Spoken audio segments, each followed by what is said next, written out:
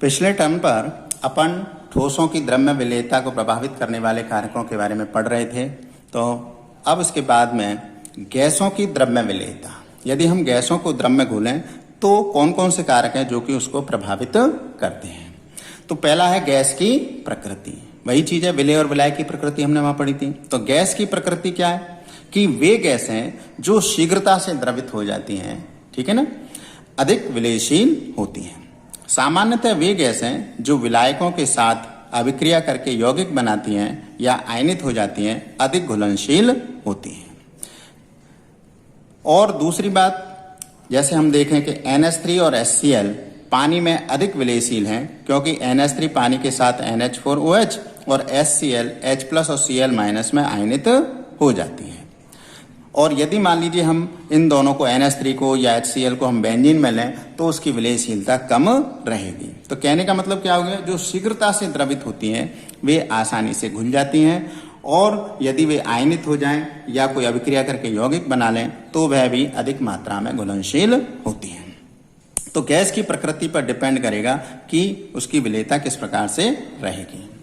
फिर दूसरा है टेम्परेचर, ताप। अब ताप क्या है, यदि मान लीजिए गैसों को द्रव में घोला जाए तो वह कैसी अभिक्रिया है, ऊष्माक्षेपी अभिक्रिया है। और जब ऊष्माक्षेपी अभिक्रिया है तो इसका मतलब क्या हो गया कि यदि टेम्परेचर कम करेंगे तो विलेयता बढ़ेगी, लेकिन अगर टेम्परेचर हमने ज्यादा किया तो विलेयता क्या हो जाएगी, कम हो जाएगी, क्योंकि ऊष्माक्षेपी अभिक्रिया है। तो इसलिए टेम्परेचर बढ़ाया जाए, वृद्धि की जाए उसमें, तो गैसों की विलेयता कम होती है।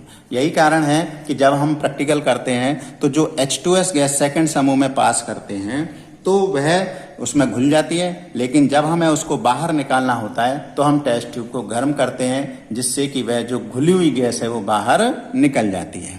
तो ये इस कारण से होता है। अब इसमें अपवाद स्वरूप क्या है, हाइड्रोजन और हीलियम के घुलने पर ऊष्मा का अवशोषण होता है, अतः ताप बढ़ाने पर विलेयता बढ़ती है। ये हमें ध्यान रखना है कि हाइड्रोजन और हीलियम जो गैस है वह ऊष्मा शोषी अभिक्रिया इसमें हो रही है, इसलिए टेम्परेचर बढ़ाएंगे तो उसकी विलेयता बढ़ेगी।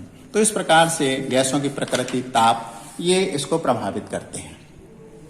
अब एक इसमें जो मुख्य कारक है वह है प्रेशर यानी दाब।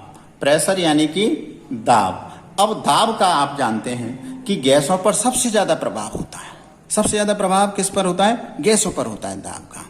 तो इसलिए यदि मान लीजिए प्रेशर बढ़ाया जाए तो उस परिस्थिति में वह जो गैस है वो ज्यादा मात्रा में घुलेगी। या इस दाब के प्रभाव को समझाने के लिए एक वैज्ञानिक है जिसका नाम है हेनरी। अब हेनरी ने कुछ अपनी बात कही जिसके आधार पर उसकी विलेयता को हम बता सकते हैं। तो हेनरी क्या कहता है, हेनरी कहता है स्थिर ताप पर किसी विलायक के निश्चित आयतन में घुली हुई गैस की मात्रा गैस के दाब के समानुपाती होती है।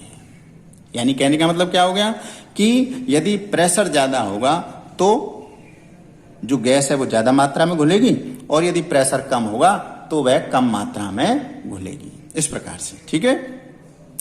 अब दूसरे रूप में इसको कैसे कहें कि विलयन में गैस की घुली हुई मात्रा उसकी सांद्रता कहलाती है। जैसे हमने कहा भाई किसी जल में और नमक घुला है या चीनी घुली है तो वह क्या कहलाएगी, उस विलयन की सांद्रता कहलाएगी। यानी नमक की सांद्रता कितनी है, इसमें इतने ग्राम प्रति लीटर है।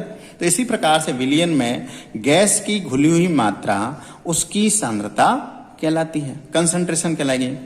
अब चूंकि गैस की सांद्रता उसकी मोल भिन्न के समानुपाती होती है। अब मोल भिन्न क्या हो गया, किसी भी पदार्थ, किसी भी विलयन में उपस्थित कोई घटक है उसके मोलों की संख्या और कुल मोलों की संख्या के अनुपात को हम क्या कहते हैं, मोल भिन्न कहते हैं।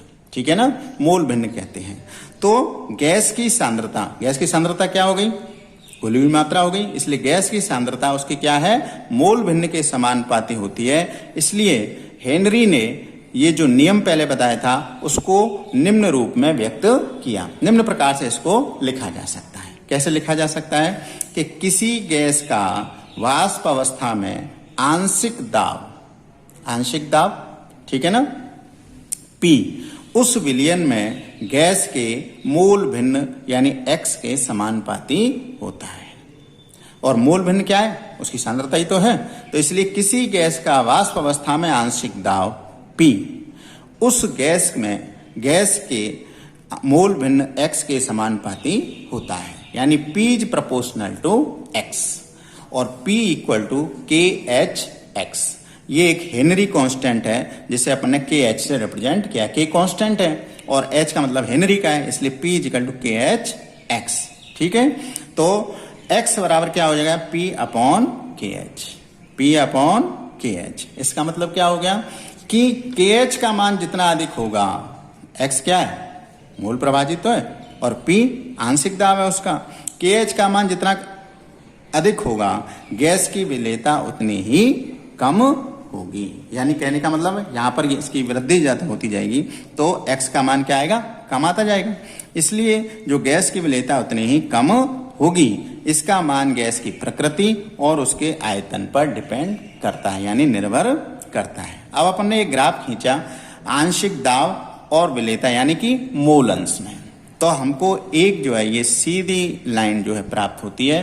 तो इस प्रकार से यानी कहने का मतलब क्या हो गया, वही चीज है जो कि यदि मान लीजिए कोई प्रेशर हम बढ़ा रहे हैं, यानी आंशिक दाब के क्या है, समानुपाती विलेयता। यही तो मतलब हो गया कि जो विलेयता है उसी को अपन मोल अंश कह रहे हैं, मोल प्रभाज कह रहे हैं, और वो जो दाब है गैस का क्या है, दाब है, तो दाब के क्या है, समानुपाती है। जैसे जैसे यानी विलेयता जो है क्या होती जाएगी, बढ़ती जाएगी। प्रेशर जैसे जैसे बढ़ेगा विलेयता भी बढ़ती जाएगी। इसको ये प्रदर्शित कर रहा है ग्राफ। इसके बाद में ये जो हेनरी है इसकी कुछ लिमिटेशंस हैं, यानी सीमाएं कई बार एक दो बार बोर्ड में पूछी गई हैं कि इसकी क्या क्या लिमिटेशन है, सीमाएं हैं। तो प्रेशर बहुत अधिक नहीं होना चाहिए, एक निश्चित ही होना चाहिए। ऐसा थोड़ी कि भाई अपन बहुत ज्यादा प्रेशर कर दें तो अनंत मात्रा में कोई गैस घुल जाएगी, इसलिए बहुत अधिक ना हो प्रेशर। टेम्परेचर भी बहुत कम ना हो, बहुत कम ना हो, क्योंकि हमने देखा कि भाई विलेयता बढ़ रही है टेम्परेचर कम करने पर, लेकिन हम इतना कम ना कर दें कि वह गैस का घुलना ही बंद, मतलब कुछ ऊष्मा ही ना मिले तो गैस कैसे घुलेगी। इसलिए टेम्परेचर बहुत कम ना हो। सॉल्यूशन कैसा होना चाहिए, डाइल्यूट होना चाहिए, तनु होना चाहिए, ठीक है ना। और चौथी बात है, जो गैस है वो विलायक से रासायनिक अभिक्रिया ना करे एवं संगुणित या आयनित ना हो। जैसा कि अपन देख रहे थे कि जो गैस है वो अगर मान लीजिए किसी विलायक से क्रिया कर लेगी तो क्या बन जाएगा, वह यौगिक बना देगी, तो फिर उसका कोई मतलब नहीं है, फिर तो नया यौगिक बन गया ना। अब हमको तो उसको घोलना था, तो इसलिए गैस विलायक से रासायनिक अभिक्रिया न करे और वह संगुणित यानी कि उसके जो मॉलिक्यूल्स है वो आपस में ना तो मिलें और ना ही वे आयनित हों। तो फिर ऐसी जो अवस्थाएं हैं तो हेनरी का नियम लागू होगा, अन्यथा नहीं होगा। तो ये हमको याद करनी है।